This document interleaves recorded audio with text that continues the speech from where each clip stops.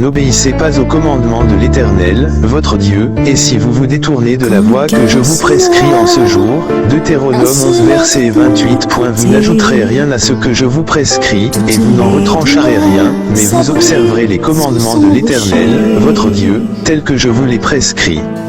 Deutéronome 4 verset 2. La loi de Dieu est au fond de son cœur, et tu es le plus beau des fils de l'homme, la grâce est répandue sur tes lèvres, c'est pourquoi Dieu t'a béni pour toujours. Psaume 40, 9, 45, 3. N'est-il pas écrit, s'il s'élève au milieu de toi un prophète ou un songeur qui t'annonce un signe ou un prodige, et qu'il y ait accomplissement du signe ou du prodige dont il t'a parlé en disant, allons après d'autres dieux, des dieux que tu ne connais point, et servons-les. Tu n'écouteras pas les paroles de ce prophète ou de ce songeur, car c'est l'Éternel, votre Dieu, qui vous met à l'épreuve pour savoir si vous aimez l'Éternel, votre Dieu, de tout votre cœur et de toute votre âme. Vous irez après l'Éternel, votre Dieu, et vous le craindrez, vous observerez ses commandements, vous obéirez à sa voix, vous le servirez, et vous vous attacherez à lui.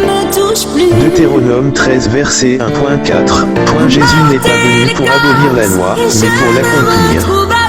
En mourant sur la croix, il a tout accompli. Le diable a réussi un double coup, faire pécher le peuple de Dieu et l'empêcher d'étudier la Torah qui justement dévoile l'imposture.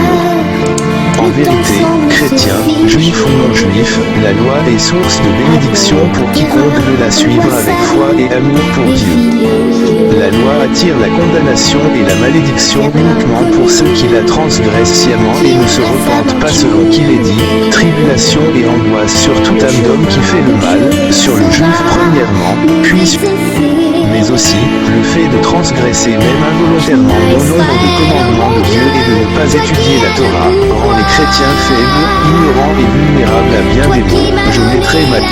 En vérité, chrétien, juif ou non-juif, la loi est source de bénédiction pour quiconque veut la suivre avec foi et amour pour Dieu. La loi attire la condamnation et la malédiction uniquement pour ceux qui la transgressent sciemment et ne se repentent pas selon qu'il est dit, tribulation et angoisse sur toute âme d'homme qui fait le mal.